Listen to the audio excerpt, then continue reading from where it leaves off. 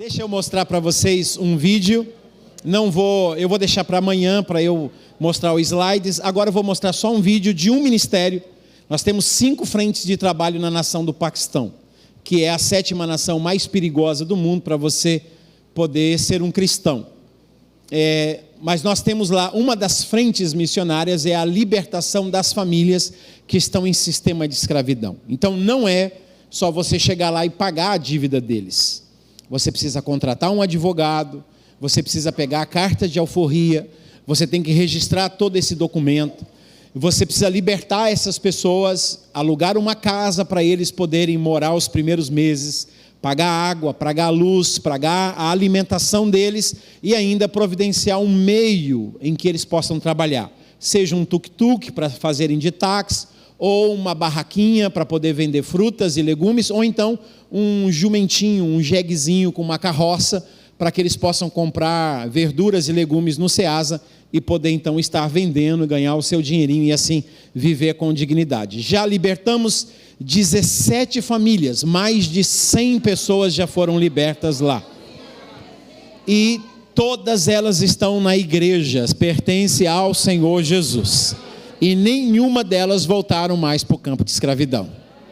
Porque Deus deu uma estratégia para a gente de poder tirá-los da escravidão e poder dar uma vida digna para eles. Então, eu vou mostrar para vocês um vídeo de uma família clamando por misericórdia, pedindo socorro, porque a sua menina já estava na idade. Isso não é escondido, eu posso falar isso. Você pode entrar nas redes sociais e você sabe que eles podem chegar e pegar a menina de 8 até os seus 12 anos e levar embora para sua casa e torná-la sua esposa e obrigá-la a se converter ao Islã. Se ele, após usá-la sexualmente e ver resistência dela em se converter ao Islã, ele pode chegar e simplesmente devolver a menina para o campo de escravidão, dizendo: ela não presta, não preciso mais dela.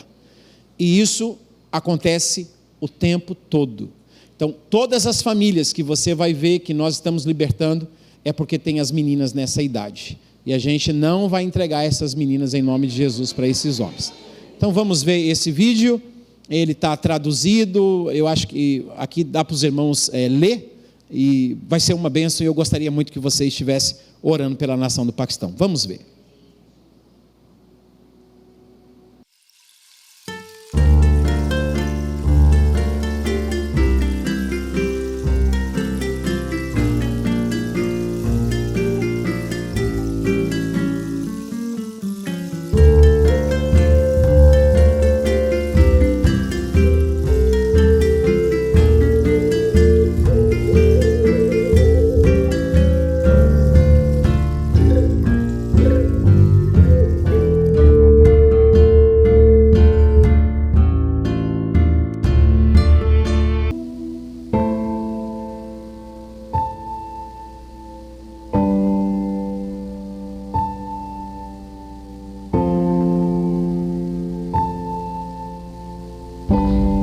साढ़े 40 साल हो गए भट्ठे बंद दे विच कारोबार ते इन्ना कारोबार नहीं हो सकता मजबूरी बहुत बनी पई बच्चे दी ते नहीं खाना कारोबार नाल तो मेरा बीमार रहिंदा बहुत ना साडी जगह ना भट्ठा बंद मजबूरी बहुत भुखे मरी जंदे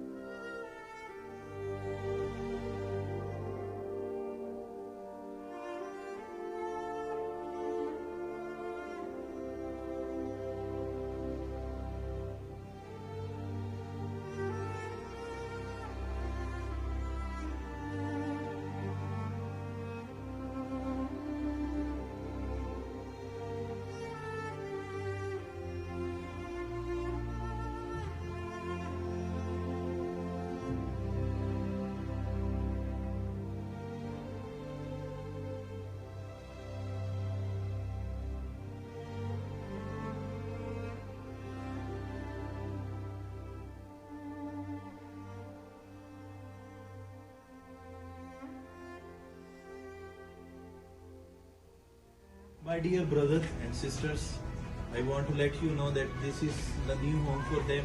Washroom, bathroom, 2 rooms home, and the food stuff is over here. The shoes, new clothes, and everything is finished now. So keep praying so that they need the many things new in their home, because the blankets and other many things they still need. So thank you so much. May God bless you. So keep watching, and we will show you next.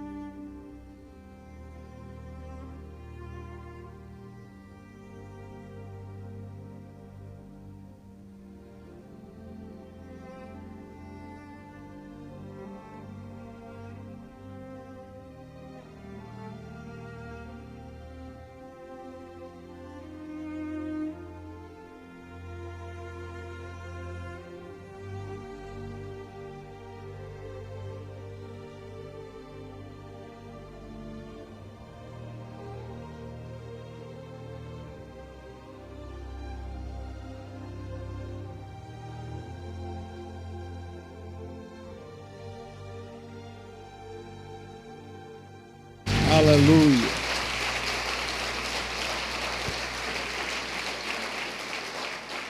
Eu vou compartilhar com vocês em alguns minutos. Eu acredito que nós, os homens, falamos muito e dizemos muito pouco. Mas acreditamos que Deus, Ele fala pouco, mas Ele pode dizer muito. Acredito que em poucas palavras, o Espírito de Deus, em pouco tempo aqui, Ele pode completar aquilo que Ele quer completar no seu coração hoje. Como a Leícia compartilhou com vocês sobre o seu chamado, eu vou contar alguma coisa sobre o meu chamado para vocês. Quando eu me converti, eu tinha 18 anos e o meu português era morô, qual é que é, desbaratina, pode crer, é isso aí, vamos, tá de goma, tá de lua, pintou sujeira, tá ligado, morô? Era mais ou menos assim, como um bom corintiano ou flamenguista, né? Então, a gente falava bem na gíria, né? Então eu me converti no dia 15 de setembro de 1987, às 3 horas da manhã, debaixo de um pé de pitanga, na beira do rio Piracicaba, em um bairro chamado Balbo, em uma cidade chamada Piracicaba, no interior de São Paulo. Estava fugido da polícia, eu tinha 19 processos, um pastor maluco acreditou na gente, nos colocou dentro do seu carro. Eu não sabia porque que esse pastor ia o tempo todo clamando dentro do carro dele assim: o sangue de Jesus tem poder, o sangue de Jesus. Ele estava ficando doido por tabela, porque a gente foi usando tudo quanto era tipo de droga dentro de um fusquinha, e ele clamando: o sangue de Jesus tem poder. Os pastores sofrem também para trabalhar com esses drogados, né? E eu lembro que eu me converti e era o dia 15 de setembro de 1987. Eu sei que o que eu vou contar para vocês aconteceu no dia 6 de outubro de 87, porque na casa de recuperação é assim, todo dia o provérbio do dia é lido. Dia 1º do mês, Provérbios 1. Dia 2, Provérbios 2. Dia 3, Provérbios 3. E assim sucessivamente, de forma que durante todo o mês a gente lia todo o livro de Provérbios. E eu lembro que era o dia 6 de outubro de 87, porque estava sendo lido Provérbios, capítulo 6. E a leitura era assim, cada jovem lia um versículo. Então chegou a minha vez de ler, e o meu versículo era o versículo 6 de Provérbios 6, que dizia assim: vai ter com a formiga, ó preguiçoso, siga o seu caminho, seja sábio. Todo mundo continuou lendo, mas eu não prestei mais atenção em nada. Porque eu estava novo convertido, eu tinha alguns dias de convertido, eu estava apaixonado pela Bíblia, e agora eu li na Bíblia que Deus deixou a formiga na Bíblia. Tinha formiga na Bíblia. Eu dizia: mas esse aqui não é um livro de Deus? Mas formiga. Formiga, vai ter com a formiga. Está mandando eu olhar para a formiga, usando a formiga, para eu não ser um preguiçoso. Isso me deixou assim, eu fiquei voado.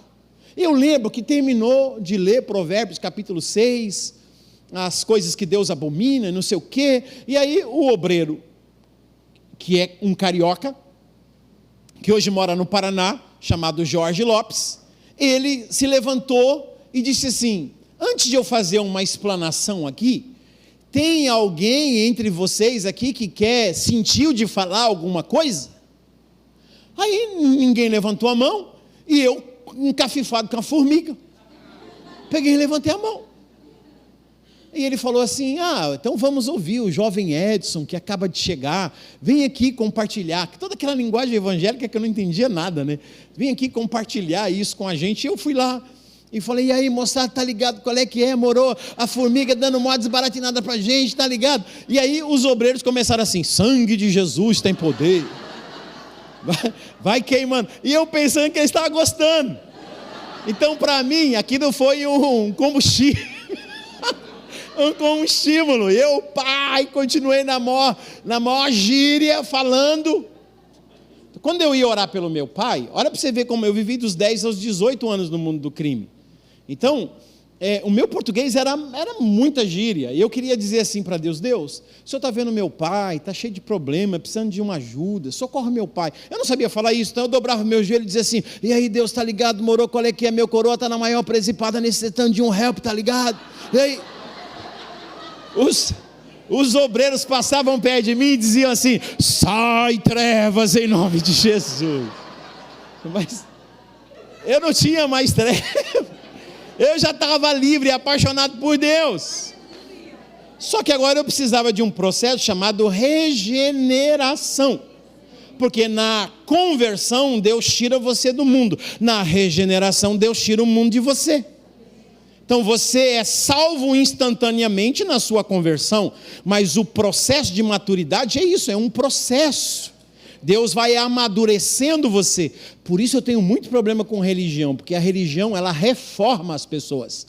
Elas colocam uma roupa nova em um homem velho. O evangelho não reforma, o evangelho transforma a pessoa de dentro para fora. Muda a pessoa. Mas esses caras não, esses caras eram tudo religioso. E eu falava para eles, depois que eu fui crescendo, né? Vocês precisam mudar, que vocês podem perder muita gente. E aí eles me viam. Nesse dia, quando eu terminei de falar da formiga, esse obreiro chegou assim para mim e falou: nunca mais você vai falar aqui. E eu falei: mas você que perguntou se tinha alguém para falar. Porque você corrompeu toda a nossa linguagem. A gente fica o mês inteiro aqui ensinando esses jovens a ter uma linguagem sadia, e citaram lá o livro de Tito, uma linguagem sã e irrepreensível e tal, e para mim eu ia saber lá o que era isso que ele estava falando. E você veio e corrompeu a linguagem dessa moçada. Então você não pede mais. Eu falei: tá bom. Você sabe, 10 horas da noite desligava a luz geral da casa de recuperação, e todo mundo ia dormir. Eu não tinha sono. Eu pegava a Bíblia e eu começava a ler a Bíblia. Eu lia a Bíblia 17 horas por dia. Então todo mundo ia dormir, eu tinha maços de vela, eu acendia. Eu tenho minha primeira Bíblia até hoje, toda manchada de pingo, de cera de vela. E eu amanhecia, eu dormia 2, 3 horas, era suficiente. Eu sonhava com Moisés, eu sonhava com Abraão, eu sonhava tudo, eu lia aquilo, era uma coisa de maluco. E não era revertério. E eu sabia que não era revertério, eu já estava livre. Eu sabia que era uma coisa de Deus, eu estava... Mas esses obreiros miseráveis não me deixavam falar lá. Aí... o que aconteceu? Eu lembro que eu entrei no meio dos eucaliptos, era uma casa de recuperação na beira de um rio, tinha muitos eucaliptos, eu entrei no meio desses eucaliptos, e aí tinha lá um morrinho de terra, eu sentei, e eu comecei a falar com Deus: o Senhor está ligado qual é que é, morou esses obreiros aí, mamané e tal, eu leio a tua palavra, tem um fogo, um vulcão aqui dentro de mim, e eu quero falar, e eu leio Moisés, eu tenho vontade de falar de Moisés, eu leio o Zaqueu, eu tenho vontade de falar de Zaqueu, eu leio o Abraão, eu tenho vontade de falar de Abraão. Eu comecei a falar com Deus. De repente eu percebi que tinha um monte de madeirinha assim, pedacinhos de madeira que cai das árvores, alguém cortou, jogou lá. E teve um pedacinho de madeira que chamou muito a minha atenção. Por quê? Porque ele tinha o mesmo formato do microfone na casa de recuperação. Aí eu olhei para um lado, olhei para o outro, não tinha ninguém. Peguei o microfone, olhei assim para o morrinho de terra, dei asas à minha imaginação. E eu imaginei o Jorge Lopes em cima do morrinho, que era o púlpito, dizendo: vamos ouvir agora. Eu não sabia nada do que era ser evangelista, missionário. Eu estava imaginando ele falando: vamos ouvir agora a poderosa palavra de Deus com Edson Teixeira. E aí na minha imaginação eu agradecia e pegava o microfone, e aí imitando eles, né? Eu vos saúdo com a doce e gloriosa paz do Senhor Jesus. Era muito engraçado. Só que eu fazia com uma paixão. E aí era muitos eucaliptos e o vento batia, fazia aquele barulhão. Na minha imaginação era uma multidão dizendo assim: amém. Aí eu fiquei todo arrepiado, e eu lembro até hoje a primeira mensagem que eu preguei, Mateus capítulo 8, versículo 1 ao 4, a cura do leproso. E eu comecei a pregar, porque o leproso, ele desceu, Jesus desceu do monte, o leproso estava lá, se o Senhor quiser me purificar, e fui pregando. Olha, eu só parei de pregar quando tocou o sininho, era 11h45 da manhã, das 9 da manhã às 11h45 era um momento a sós com Deus. Então você podia estar lendo a Bíblia, podia estar orando, lendo um livro, você tinha um período a sós com Deus. E 11h45 tocava o sinal, que era para a gente ir orar, para poder almoçar meio-dia. Tocou o sino, e eu voltei, eu estava fora de mim, que eu voltei assim, falei: meu Deus, que coisa maravilhosa. Eu olhei para o meu microfone, parecia que tinha nevado, de tanta saliva. Eu cuspi no meu microfone, estava branco, comecei a limpar meu microfone, eu estava muito empolgado. Aí eu guardei meu microfone lá, e fui lá para a sala onde tocou o sino, para a gente orar, agradecer pelo almoço. Eu dizia: meu Deus, que coisa maravilhosa. Rapaz, eu preguei. Passei aquela noite lendo a Bíblia. Eu passava as noites lendo a Bíblia para receber a mensagem, para ir lá pregar para as árvores. Aí o que aconteceu? Vou encurtar aqui a história. Um desses dias eu estou pregando para as árvores, e eu olhei no canto assim, eu não sei quem que levou esse pastor lá, que era o presidente da Casa de Recuperação. Quando eu olhei lá no canto, estava o pastor Francisco, que era o presidente da Casa de Recuperação, que dificilmente ele ia lá. Ele estava assim, olhando assim para mim, ó. E eu comecei a disfarçar que estava fazendo uma peça teatral, e tentei. E aí ele fazia assim, ó, fazia assim para mim, um tempo na capelinha, e eu dizia: dá um tempo, mas era para eu ter a minha cor normal de volta, porque parece que mudou, eu fiquei com uma vergonha imensa. E eu fui lá para a capelinha, entrei, ele já estava lá, tinha um copo com água, ele me deu um copo com água, pediu para eu sentar. E eu sentei, ele colocou assim a mão no meu ombro, e ele disse assim: Edson, eu te vi pregando para as árvores, foi? E eu falei assim: foi, o senhor me viu pregando para as árvores mesmo, porque esses seus obreiros aí, ó, não deixam eu falar aí, então eu estou pregando para as árvores. Eu leio a Bíblia, eu recebo a mensagem, a revelação, não tem ninguém para me ouvir aqui, eu vou pregar para as árvores. Aí ele falou assim: isso é revertério, cara. Falei: não, já passou, revertério já passou, não é revertério. Pastor, eu sinto assim uma coisa, é uma coisa de doido, pastor, porque eu oro e eu leio a Bíblia e eu recebo a mensagem, e aí eu venho, eu prego para as árvores, e enquanto eu estou pregando para as árvores, eu me sinto assim, usado por Deus. Aí ele falou assim: eu vou orar por você, cara. E colocou a mão na minha cabeça, e orou assim: Senhor, está aqui esse jovem Edson, por favor, guarda o juízo dele, não deixa esse menino perder o juízo, livra ele. E ele era o pastor fundador da Casa de Recuperação, então ele era tido como um profeta lá, todo mundo via ele como um profeta, e eu não entendia muito essa linguagem ainda, mas eu tinha um respeito muito grande por ele, porque todo mundo tinha medo dele. E aí ele falou isso, já acendeu uma luzinha, eu falei: meu Deus, será que eu estou ficando doido? Aí ele foi embora, e eu fui lá para o meu quartinho, fiquei pensando assim: eu estou ficando doido, cara, porque não tem lógica. Eu leio a Bíblia, eu recebo uma mensagem, e eu tenho prazer de ir para o meio das árvores pregar, eu tenho saudade das árvores.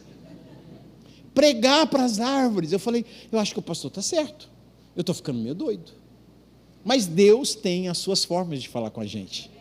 Você pode dizer isso para a pessoa que está do seu lado? Deus tem as suas formas de falar com a gente. E ele encontrou uma forma extraordinária de me libertar desse negócio. Eu estava naquela noite, era uma noite de quinta-feira, eu estava dentro do banheiro me arrumando, e eu escutei uma voz por lá de fora na janela, uma voz masculina, que dizia assim: ô meu amor, você atrasou de novo? E aí eu escutava passos, e aí o cara dizia assim: mas eu te perdoo, vem cá, deixa eu te dar um beijo. E eu escutava o beijo, eles estavam se beijando, e o cara dizia assim: nossa, como que as suas pernas estão lindas, meu amor, deixa eu te agarrar. E o cara, e eu falei: meu Deus, tem alguém com amor proibido aqui pro lado de fora. Foi aí que eu descobri que tem a alegria da carne, pastor. Eu vou pegar no flagrante. Isso é a alegria da carne, né? E eu fui na ponta dos pés, assim, por lá de trás da casa, para ver o cara, porque não pode entrar mulher lá. Só entra mulher no domingo com autorização do escritório central. É uma casa de recuperação só para homens, não entra mulheres lá. E aí o cara está com uma mulher lá atrás, e eu vim bem na pontinha do pé. Quando eu tive que sentar, porque eu cheguei e eu vi um cara agarrado em uma árvore. A árvore estava toda babada, ele lambia a árvore,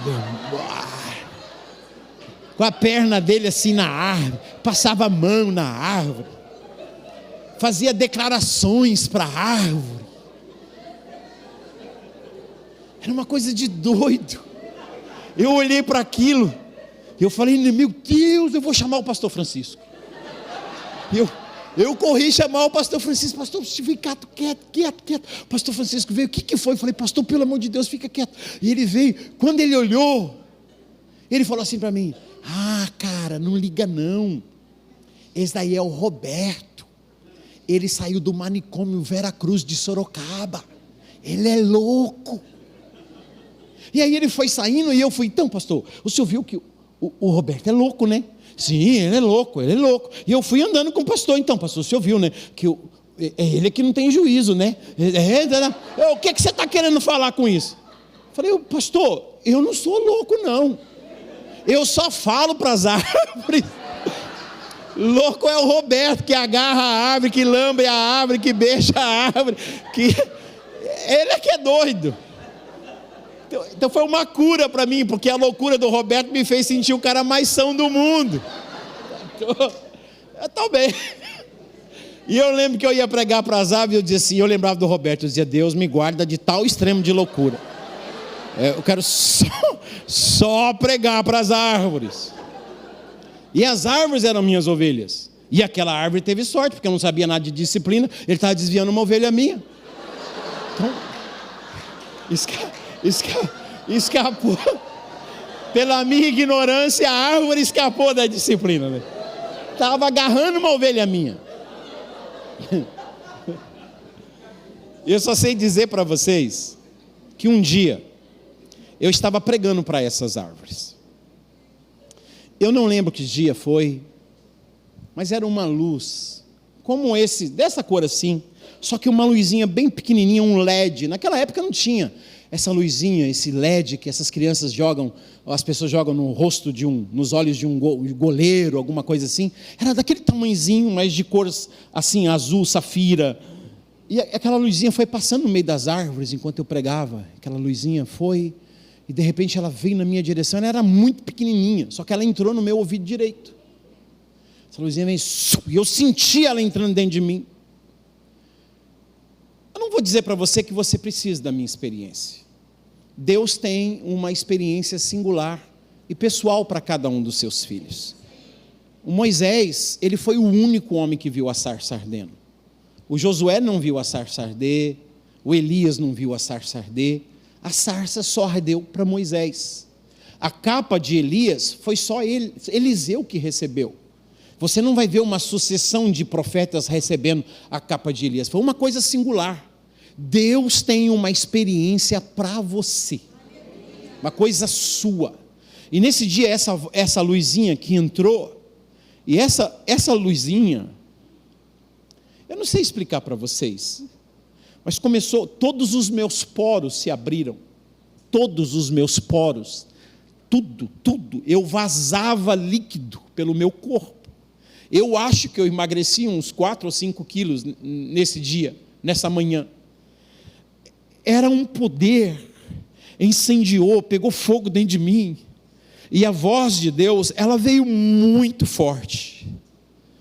Não foi uma voz aqui dentro de mim, não foi uma voz lendo a Bíblia, foi uma voz de fora para dentro, ela entrou dentro de mim, e essa voz de Deus, eu tenho 35 anos que eu trabalho, que eu me converti, eu acho que eu não consegui ouvir essa voz 10 vezes, não enche os 10 dedos das minhas mãos, sei lá, umas 5, 6 vezes eu ouvi a voz de Deus assim, dessa forma, de fora para dentro. E essa voz entrou dentro de mim, ela me queimava, e essa voz dizia assim: eu te levarei às nações, como um mensageiro das boas novas, eu te levarei às nações da terra, como um mensageiro de boas novas, e isso foi queimando, e eu só sabia dizer para Deus: estou aqui, e os meus poros abertos, eu queimando, e eu dizia: eu estou aqui, Deus, eu estou aqui, eu te levarei às nações da terra como mensageiro das boas novas. Eu não sei, eu fiquei ali uns 40 minutos, 50 minutos, sendo queimado por esse poder de Deus. Quando eu saí do meio das árvores, o Jorge Lopes me viu, e ele falou: cara, você está tomando banho no meio do mato? Eu falei: não, Jorge, eu não estou tomando banho não, cara, isso aqui ninguém joga água em mim não. Ele falou: o que é isso, cara? Eu estava ensopado. E eu disse para ele: cara, Deus falou comigo. Até hoje ele encontra comigo, ele fala: onde que eu estava com a cabeça? Fala aquilo para você, cara. Ele olhou para mim assim e falou: Deus falou com você, rapaz? O que Deus falou com você? Eu falei: Deus disse que eu vou ser um mensageiro das boas novas às nações da terra. E ele falou: você está aqui fugido da polícia, você tem um monte de tatuagem no seu corpo, você fugiu da escola, você não tem estudo, você tem um monte de processos, você não tem teologia. Eu ia lá saber o que era teologia, irmãos. E aquilo que eu expliquei para vocês ontem, tudo era verdade o que o Jorge estava falando. Mas esse fogo do Espírito Santo dentro de mim, essa promessa do que Deus iria fazer no meu futuro, era mais real do que toda a realidade do meu passado. Era mais real.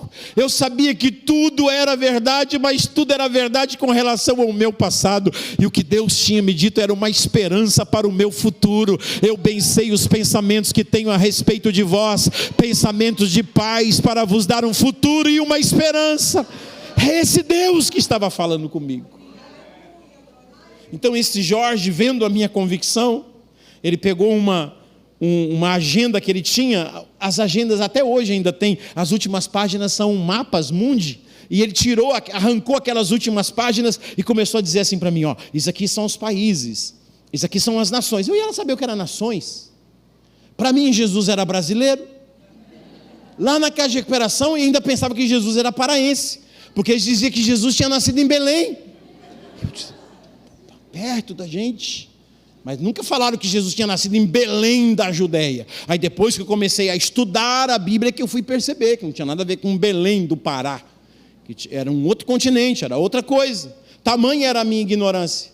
Então ele começou a explicar: isso aqui é um país, Indonésia é um país, Timor-Leste é um país, China é um país, aqui fala esse idioma, a América, a Ásia, a Oceania, o continente europeu, e foi me mostrando esses nomes, e eu dizia: cara, Jesus disse que eu vou para esses lugares todos. Ele disse para todos nós: ide a todas as nações e pregue o evangelho. Eu falei: rapaz, ele falou comigo, eu escutei a voz dele, eu estava todo empolgado. O meu amigo nem tanto, mas me deu. Sabe o que eu fiz?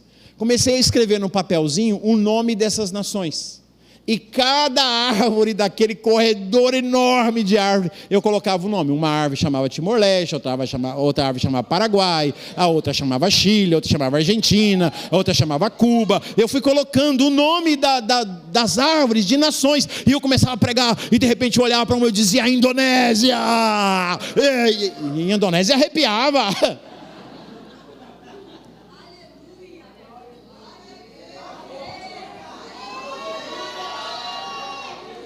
Deixa eu dizer uma coisa para vocês. Quando eu saí da casa de recuperação, eu tinha uma certeza tão grande de que a presença de Deus estava comigo, de que eu, sem saber direito o que é que significava esse negócio de ir para as nações, mas eu sabia que Deus estava me envolvendo em uma coisa tão extraordinária e tão sobrenatural, que quando disseram assim para mim, missionário não tem carro, missionário não tem dinheiro, missionário não tem tênis de marca, missionário não tem essas coisas e tal, e os meus amigos diziam assim, eu não quero ser missionário, eu quero cuidar da minha vida, eu quero casar, e disseram para mim assim, e eu perguntei, mas missionário não pode ter essas coisas não? E eles disseram, vai viver pela fé.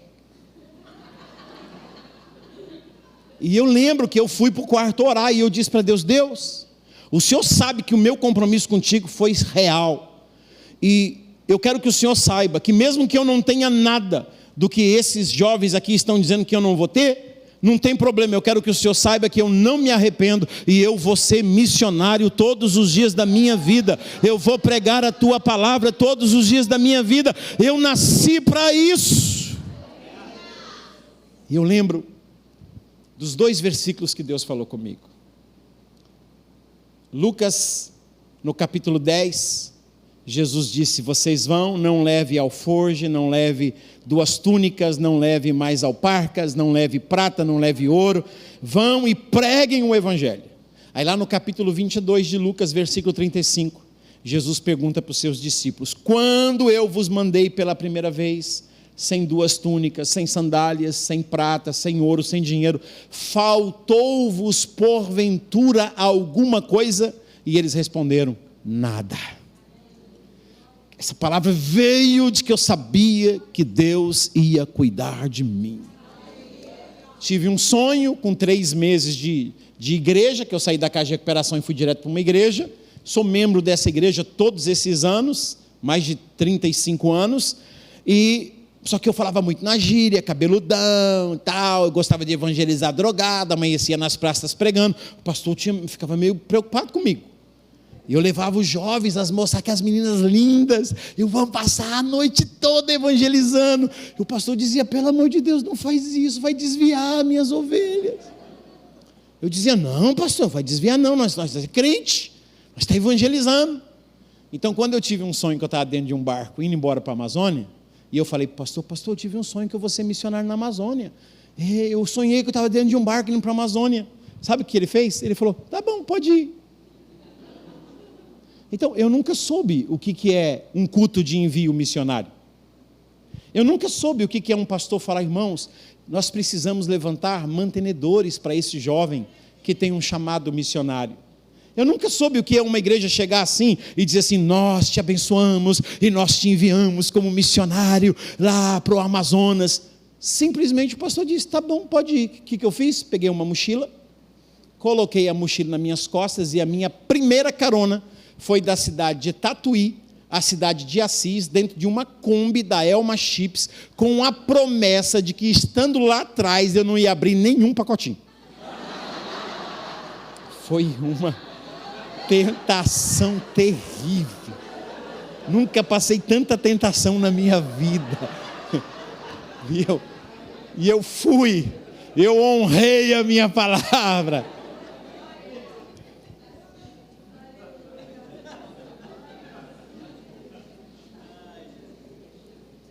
Cinco meses e meio depois eu cheguei na Amazonas. Eu fiquei 5 meses e meio de carona. Me perdi, fui parar em Pedro Juan Caballeros, lá em Ponta Porã, no Mato Grosso. Quando eu percebi que lá era outra língua, outro povo, eu fui perguntar como é que eu fazia para ir para o Amazonas. E eu lembro que um cara falou bem assim, você está maluco, cara? Você está aqui, você tem que volta lá para o centro-oeste e ver se você consegue lá do Goiás, pegar carona, passar pelo Maranhão, chegar no Pará. No Pará você vai pegar um barco e o barco vai te levar a Santarém, vai te levar lá para cima em Manaus, na Amazônia. E eu fui, não tinha dinheiro. Quando eu fui comprar a passagem do barco, uma senhora se compadeceu muito de mim me ajudou. A passagem do barco que eu comprei não dava direito à alimentação e também não dava direito a nenhum lugar para dormir, e eu não tinha nenhuma rede para dormir. Aí tinha um baiano vendo a minha história, o baiano disse assim: oxe, não te preocupe não, eu divido minha comida. Eu nunca vi uma montanha de comida, o cara enchia o pratão dele assim, cara, e ele comia. Aí ele dava metade para mim. Na hora que chegava de noitão, todo mundo ia dormir, eu arrancava o salva-vidas assim do barco, colocava no chão, eu dormia em cima do salva-vida, e antes de amanhecer o dia eu pegava o salva-vidas e colocava. Eu fiquei 7 dias assim. Quando eu cheguei em Manaus, eu não tinha para quem ligar. Na época não tinha cartãozinho, era ficha de telefone, aquelas fichas. E mesmo que eu tivesse dinheiro para comprar uma ficha, eu ia ligar para quem? Não sabia, não conhecia ninguém. Aí eu lembro que eu cheguei, um rapaz estava abrindo uma barraquinha de relógio, e eu perguntei assim para ele: tudo bem? Você conhece alguma igreja evangélica aqui? Aí ele olhou assim para mim e falou: conheço. Por quê? Você é crente? Falei: sou crente. Ele: pai do Senhor, irmão. Falei: pai do Senhor.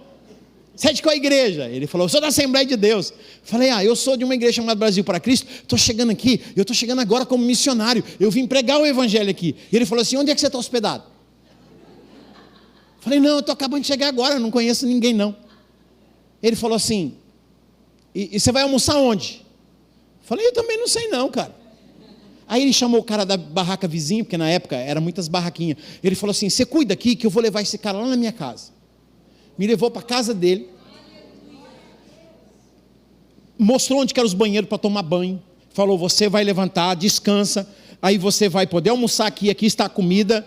Quando for 6 horas da tarde, esteja pronto, que hoje nós temos culto da juventude na igreja do pastor Samuel Câmara, que é a igreja central, e eu sou presidente dos jovens, e você vai dar a palavra para os jovens. Deus abriu as portas. Deus abriu as portas. Aí, eu preciso correr, eu preciso terminar, né? O horário aqui. Não, eu vou. Aí eu falei: puxa, aí me colocaram para dormir em um corredorzinho assim, mas era uma rede. Eu não sei dormir em rede, gente. Uma dor na costa que você não tem noção, que desgrama. Eu não sei como é que consegue dormir. Aí disseram assim: não, é que você dorme errado, fica de lado. Eu não consigo, gente. E aí eu comecei a orar, falei: Senhor, por favor, me dá um colchão. Um colchãozinho. Eu via que a família que me hospedava era muito carente e não tinha condições. Eu disse: Senhor, um colchãozinho para eu dormir. E na verdade eles nem tinham colchão, todos eles dormiam na rede. E aí eu comecei a orar para Deus me dar um colchão e um travesseiro. Aí eu estou numa praça pregando, um grupo chamado Jocum. Eu ia lá saber o que era Jocum, jovem com uma missão. Eu estou lá pregando para os drogados, aí chegou um grupo e falou: eu estou vendo que você está se testemunhando aí, uma missionária venezuelana chamada Coromoto, que era líder da Jocum, falou assim: olha, a gente pode cantar depois que você terminar aqui? Eu falei: claro. Aí começamos uma parceria ali de comunhão, e eu terminei meu testemunho, eles cantaram, oramos, pessoas aceitaram Jesus, e aí essa Coromoto olhou para mim assim e falou assim: quem que são seus mantenedores? Eu falei assim: o que é isso, né? Não, mantenedores, que manda dinheiro para você sobreviver aqui? Quantas igrejas mandam dinheiro para você? Eu falei: tem isso, é? Ela falou: tem. Eu falei: não tem ninguém que manda dinheiro para mim, não. Eu não sei o que é esse negócio de mantenedores, não, mas me interessei. Quero saber como que é esse negócio aí.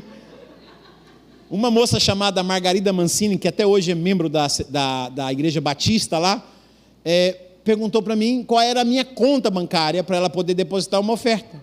Eu falei: conta bancária? Como assim conta bancária? Ela disse: você não tem uma conta no banco? Eu disse: não, nem sei como é que faz isso. Então eu era assim, sem instrução nenhuma. A minha igreja não tinha base missionária, a minha igreja não tinha consciência missionária, a minha denominação não tinha simpósio, não tinha missões, não tinha nada.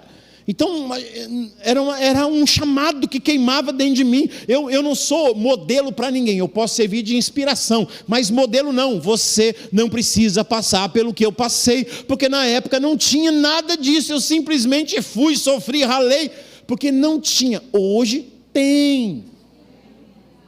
Aí eu lembro que a Margarida Mancini abriu minha conta e colocou na época um valor que correspondia a 12 URV, não era real ainda, era uma transição de cruzeiro ou cruzado para o tal do RV, uma confusão, uma coisa assim, mas era um pouquinho. Eu lembro que eu consegui comprar um par de sapato, eu estava muito feliz. Aí a Coromoto me convidou, eu termino aqui, a Coromoto me convidou para ir pregar na base da Jocum lá. Você pode ir? Eu falei, posso, mas depois vocês me trazem aqui no lugar onde eu estou hospedado, porque eu não sei andar por aqui. Não, a gente te traz. Fui lá, estou pregando. Enquanto eu estou pregando, eu estava usando um pedestal assim, que tinha um microfone lá, tudo bem arrumadinho, e tinha um cara lá atrás traduzindo a minha pregação para umas 5 pessoas. Até hoje eu não sei se eles eram europeus, se eles eram americanos, mas eles falavam inglês e o cara traduzia para eles lá. E eu estou pregando. De repente o pedestal caiu, pá, no chão, voou o microfone para todo lado. Eu disse, o microfone se abriu. E eu fiquei com uma vergonha, pensando que eu tinha chutado o microfone, e todo mundo veio, as pessoas vieram, me ajudaram, arrumaram o microfone, e quase que eu perdi a unção. Me recompus e continuei pregando. Quando terminou a pregação, os gringos vieram, e chegou assim para mim, um deles parecia um viking, assim, olhou assim para mim e falou assim, você é um homem de Deus. Eu falei, oh, amém. Ele falou, enquanto você pregava, o poder de Deus entrou nesse lugar, que tremeu tudo. Você viu como que tremeu tudo aqui? Eu disse, eu não vi nada. Ele falou, o microfone caiu, cara. Tremeu a janela, tremeu as paredes, tremeu tudo. E eu falei, deu terremoto aqui enquanto eu pregava. Aí ele pegou, arrancou uma nota. Minha primeira oferta, assim, primeira vez na minha vida que eu peguei $1 na minha vida. Ele arrancou uma nota de $20, colocou no meu bolso e disse assim, isso aqui é uma oferta para você. Eu já perguntei para o intérprete, quanto é que vale mais ou menos isso daqui e tal. E aí o cara me falou o valor, eu falei, meu colchão e o meu travesseiro, todo feliz, já pensando, vou trocar esse dinheiro. E aí estamos voltando para casa. Antes de chegar assim numa entrada de um horto florestal, tinha uns prédios lá, um monte de gente lá de fora, uma ambulância lá, um caminhão de bombeiro. E aí nós paramos e a pessoa perguntou, quem estava dirigindo, o que está acontecendo aqui? Aí uma senhora falou bem assim, vocês não estão sabendo? Sabendo do quê? O terremoto que deu lá no Peru, tremeu a Amazônia toda. Graças a Deus os gringos não estavam no carro. Senão me devolve. Deus fez um terremoto lá no Peru para me dar um colchão, para me dar um travesseiro, para cuidar de mim. Aleluia. E eu lembro que quando eu estava nesse barco chegando na Amazônia, eu comecei a olhar e não acabava as árvores. 1 quilômetro, 5 quilômetros, 100 quilômetros, 200 quilômetros, 300, 3 dias, 4 dias, 5 dias, 7 dias. Só árvore, árvore, árvore. Eu falei, não, Deus, não. Eu já preguei para muitas árvores. Por favor, aqui não. Me livra disso, Deus. Que era muita árvore. Eu tinha um pouco de trauma já com essa floresta amazônica, né? Mas foi assim. Deus me tirou lá de trás. Eu fiquei 4 anos sendo treinado por Deus na Amazônia. Fui missionário em Manacapuru, Itaquá, Tiara, Castanho, Altaz, Maué, Estefé. E eu fui me embrenhando nesses lugares e consagrando a minha vida. E eu vou dizer uma coisa para você. Eu já preguei o evangelho nesse nosso Brasil inteiro. Todos os estados do Brasil eu já estive pregando.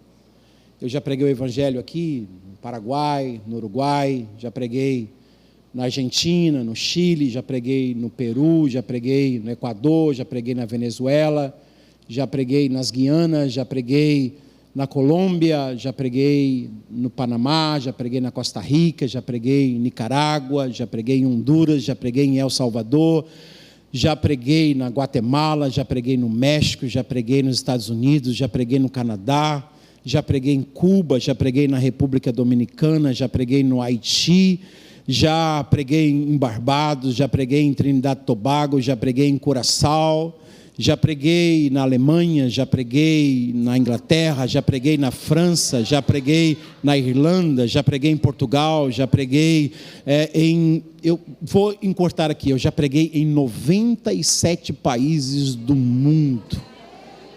Deus falou comigo naquele dia e eu acreditei no chamado dele. E todos esses anos não me faltou nada, não está me faltando nada, e eu tenho absoluta certeza de que nunca irá me faltar nada, porque aquele que chamou é poderoso para cuidar daqueles que dizem sim ao seu chamado.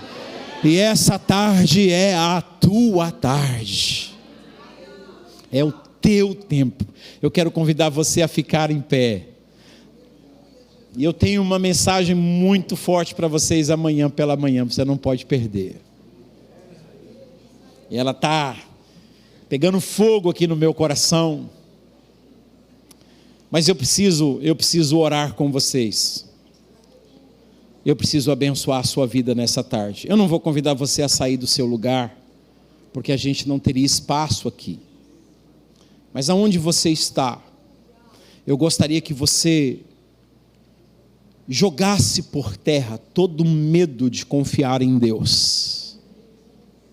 Eu não estou dizendo que Deus vai, pedir para você abandonar isso, abandonar aquilo, deixar isso, deixar aquilo outro, não, abandonar estudo, abandonar trabalho, abandonar faculdade, e não é nada disso que eu estou falando aqui. A Leílcia veio aqui para mostrar isso para você, que Deus trabalha passo a passo, Deus vai ajudando você a se desvencilhar, à medida em que você vai dizendo sim para o chamado dele ao teu coração.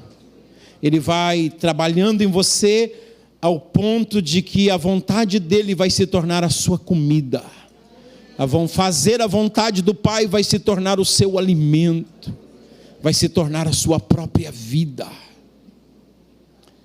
Deus trouxe aqui nessa tarde a vida da missionária Leílcia e a minha vida, para dizer para você: não tenha medo de confiar no chamado de Deus. Não tenha medo de dizer sim para o Espírito Santo. Talvez Ele queira te levar para uma nação, mas talvez o que Ele quer é te entregar à universidade onde você estuda. Talvez Ele queira te levar para um outro país, mas talvez Ele quer usar você para evangelizar todos os vizinhos da rua onde você mora. Ele está aqui chamando você. Quando Ele chamou Moisés, Moisés aceitou. Apesar de todas as suas incapacidades, Moisés aceitou e se tornou o grande libertador de Israel. Quando Ele chamou Abraão, o Abraão também aceitou e teve tantas falhas na sua jornada, mas é considerado como o pai de bilhões de pessoas na terra hoje. Quando Ele chamou Gideão, apesar de sua pequenez, de sua insignificância, Deus conseguiu mostrar para Gideão que não era aquilo que Gideão era, mas era aquilo que Deus era e iria fazer na sua vida. É isso que Ele está fazendo na sua vida essa tarde. Não tenha medo, os recursos vão chegar, as portas vão se abrir, as necessidades serão supridas, e você vai ter o grande privilégio de experimentar, não apenas de ouvir falar, mas de você experimentar o agir de Deus na sua vida, em você, através de você e apesar de você. Eu não sei, a gente pode cantar uma canção? Enquanto essa canção está sendo cantada, que você esteja se derramando diante do Pai, dizendo: Espírito Santo, eu estou aqui, me usa. As crianças do mundo estão clamando, as pessoas perdidas estão clamando. Diga: eu estou aqui, Senhor, me usa. Eu me coloco em tuas mãos, eu creio em Ti.